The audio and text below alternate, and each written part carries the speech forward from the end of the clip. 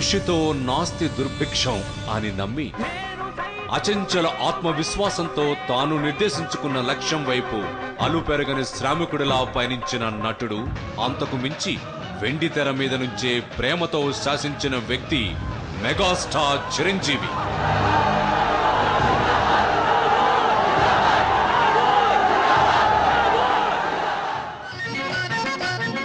1978వ సంవత్సరంలో పునాదిరాళ్ళు చిత్రంతో నటుడిగా ప్రేక్షక లోకానికి పరిచయమైన చిరుజీవి నేడు కోట్లాది అభిమానుల స్ఫూర్తినేతగా ఎదగడం వెనుక ఎన్నో అటుపోట్లు, వాటన్నింటినీ స్వయం కృషితో ఎదిగే కొద్దీ ఒదిగి ఉండే గొప్ప లక్షణంతో అధిగమించి 30 సంవత్సరాల సుదీర్ఘ సినీ ప్రస్థానంలో మకుటం లేని మహారాజులా నిలిచారు. భగీరథుని మరిపించగా వ్రతమే పూనెరా, సామ్రాట్టు తాను సామాన్యుడల్లి శ్రామికుడై నిలిచెరా, అందలము వదలి అందరితో కదిలి అణువణువు అలిసెరా. చిరంజీవి తన తొలి చిత్రం ప్రాణం ఖరీదులో ఓ దళిత యువకుడి పాత్రతో చలనచిత్రం మజిలీని ప్రారంభించడం విశేషం. నేడు ఆయన దళిత జనోద్ధరణ కోసం ప్రజల మనిషిగా ప్రత్యక్ష రాజకీయాల్లోకి రావడం కాకతాళీయమే అయినా అది ఆయన దృఢ సంకల్పానికి బాటలు వేసింది.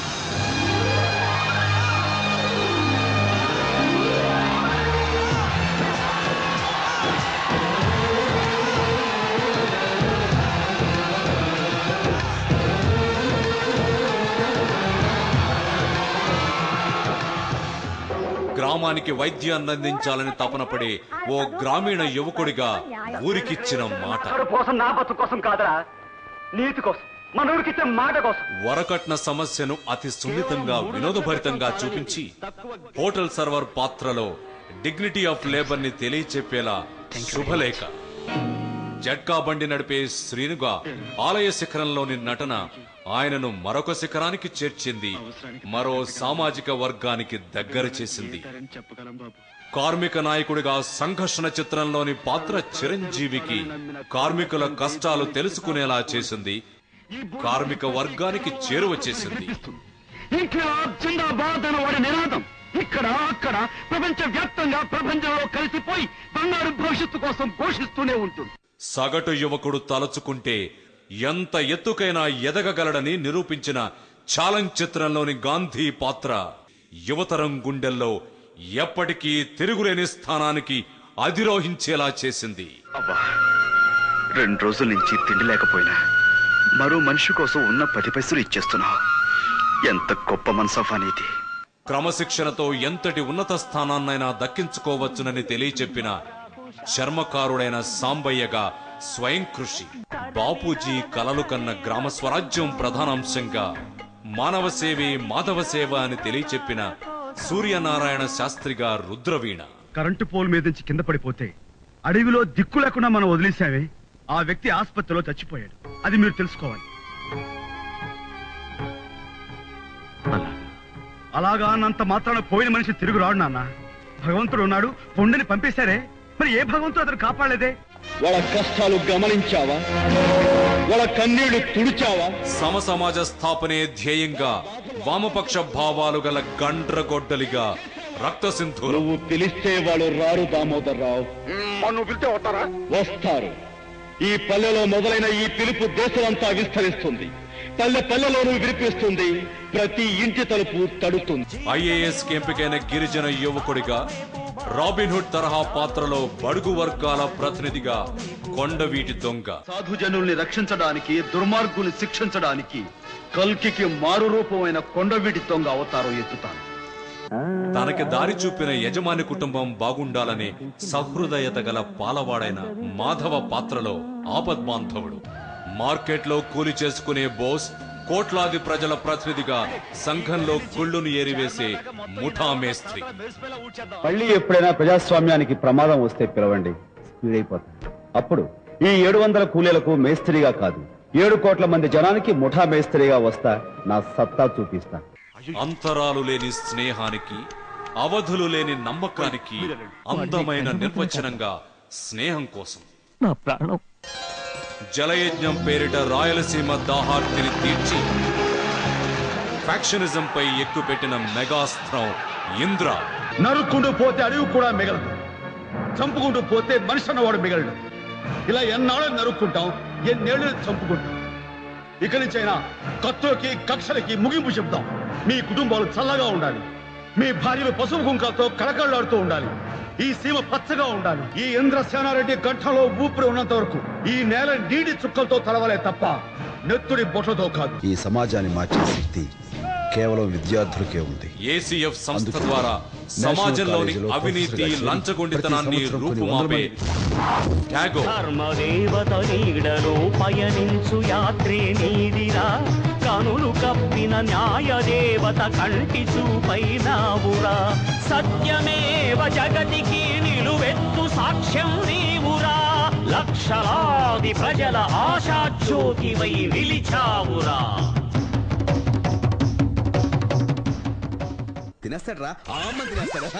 మందులతో నయం కాని రోగి ఆరోగ్యాన్ని మనస్సుతో నయం చేయవచ్చునని జననాడి తెలిసిన డాక్టర్ కాని డాక్టర్ గా శంకర్ దాదా ఎంబీబీఎస్.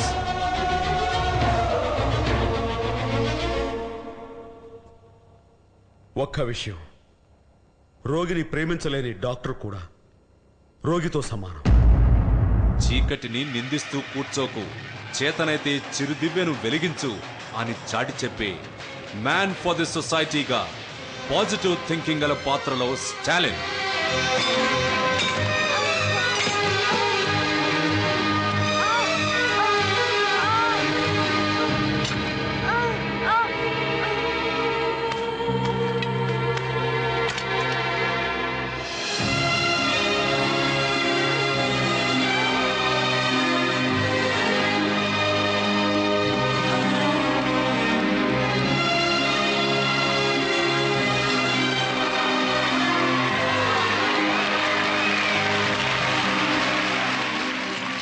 ఎదురు వాడికి సాయపడడానికి మీకు టైం ఉండదు, కానీ ఎవరైనా చనిపోతే ఇలా ఎగబడి వినోదం చూడడానికి మాత్రం మీకు టైం ఉంటుంది. గూండాగిరితో సాధించలేనిది గాంధీగిరితో సాధించవచ్చునని, ప్రేమతో ప్రపంచాన్ని జయించగలనని నిరూపించిన శంకర్ దాదా జిందాబాద్. మెగాస్టార్ మానసిక ఆనందం, మనోవికాసానికి తావుండే పాత్రలతో సామాజిక చైతన్యాన్ని వెండితెర బొమ్మగానే తెలియచేసింది. ఇదే అగ్గిని గుండెలో వెలిగించుకో, 100 మందికి వెలుగునిస్తుంది. ఇలా ఎన్నో పాత్రలతో ప్రేక్షకులకు దగ్గరైన చిరంజీవి నిత్య విద్యార్థిలా ఎంతో తపించి ప్రేక్షకుల్ని తన పాత్రలతో రంజింపచేశారు. ప్రజల్ని సామాజిక బాధ్యత వైపు స్పందింపచేశారు. నటుడిగా వెండితెరను, వ్యక్తిగా సేవా ప్రపంచాన్ని శాసించిన చిరంజీవి అవినీతిని, లంచగొండితనాన్ని కూకటి వేళతో పెకిలించినప్పుడే నవ సమాజం, సమ సమాజం ఆవిర్భవిస్తుందని ఠాగూర్ గా గళం విప్పి ప్రజల్ని విశేషంగా స్పందింపచేసి ఓ సామాజిక చైతన్యానికి పునాది వేశారు. India is the greatest country. ఒక ఇండియా 250 సింగపూర్లతో సమానం, ఒక ఇండియా 8 జపాన్లతో సమానం. ఇండియా జనాభా 102 కోట్లు, అమెరికా జనాభా 28 కోట్లు. 28 కోట్లలో ఒక బిల్ గేట్స్ పుడితే 102 కోట్లలో ఎంతమంది పుట్టాలి? కానీ ఒక్కడు కూడా పుట్టలేదు. కారణం, మన దేశంలో సైంటిస్టులు చేసే ప్రయోగాలు వెలుగు చూడాలంటే లంచం, మేధావుల మేధస్సు మన దేశానికి ఉపయోగపడాలంటే లంచం. అందుకే సార్ భవిష్యత్ బిల్ గేట్స్ మన దేశం వదిలి పరాయి దేశాలకు వలస పోతున్నారు, అక్కడ రాణిస్తున్నారు. చెప్పులు కుట్టుకునే అబ్రహం లింకన్ అమెరికా అధ్యక్షుడయ్యాడు. మన దేశంలో అలాంటి అబ్రహం లింకన్లు ఇంకా చెప్పులు కుట్టుకుంటూనే బతుకుతున్నారు. కారణం లంచం. అదే లక్ష్యంతో, అదే ఆశయంతో ప్రజాపథం వైపు అడుగులు వేస్తూ వ్యక్తికి నిర్వచనం శక్తి అన్న మహాకవి మాటలకు నిలువెత్తు నిదర్శనంలా నిలిచారు. రుణాలు ఇవ్వాలంటే లంచం, ఆ రుణాలు కట్టలేని పరిస్థితుల్లో ఆస్తులు నిలుపుకోవాలంటే లంచం, హాస్పిటల్లో బెడ్ లంచం, తినే బ్రెడ్ లంచం, ఆడపడుచు ఆపరేషన్ లేకుండా సుఖంగా ప్రసవించాలంటే లంచం, బర్త్ సర్టిఫికేట్ లంచం, డెత్ సర్టిఫికేట్ లంచం, మనిషి పుట్టిన దగ్గర నుంచి చచ్చిన దాకా లంచం లంచం లంచం. రిక్షా వాడికి భయం పోలీస్ అంటే, పగటి పూట లైట్ లేదని కేసు పెడతాడేమోనని.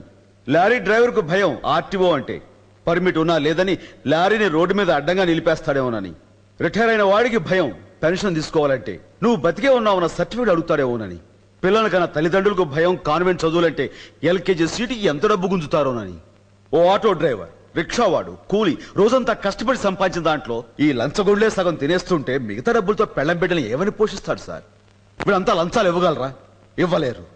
ఇలాంటి వాళ్ళందరి ఆవేదన చూసే నా గుండె రగిలిపోయింది. ఒక్కసారి విశ్వకవి రవీంద్రనాథ్ ఠాగూర్ మాటలు గుర్తు చేసుకోండి. ఎక్కడ మనస్సు నిర్భయంగా ఉంటుందో, ఎక్కడ మానవుడు సగర్వంగా తలెత్తుకుని తిరగలడో, ఎక్కడ ప్రపంచం ముక్కలు ముక్కలైపోయి మగ్గిపోదో, ఎక్కడ మన చదువు విజ్ఞానం మూఢనమ్మకాల్లో ఇంకిపోదో, ఎక్కడ ఒక మనిషి తోటి మనిషిని దోచుకోడో, అక్కడ ఆ స్వేచ్ఛా స్వర్గంలోకి భగవంతుడా నా ఈ దేశాన్ని మేలుకొలుపు అంటూ ఆయన గీతాంజలి రచించాడు.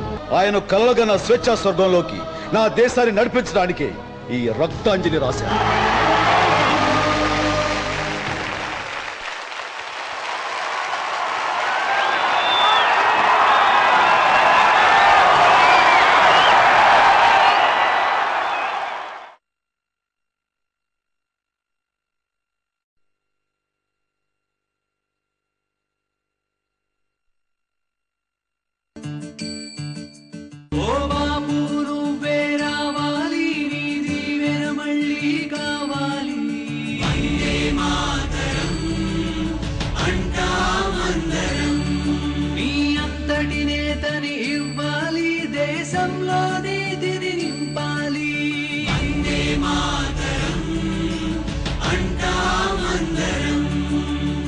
మానవ సేవే పరమావధిగా భావించి ఆ సేవలోనే తరించి